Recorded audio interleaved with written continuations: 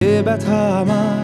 নয় শুধু একার, বিপ্লবী তিলোত্তমা করেছে অঙ্গীকার, লুটিয়েছে প্রাণ তাই ধরেছি গান, করছি প্রার্থনা বিফল না যায় সে বলিদান। আজ উঠুক জেগে সুপ্ত চেতনা, অন্ধকার হতে আলোকে হোক না পথ চেনা। আর কবে, আর কবে, আর কবে, আর কবে, আর কবে, আর কবে, আর কবে চোখ মেলে তাকাবে, আর কবে, আর কবে সমব্যথী হবে,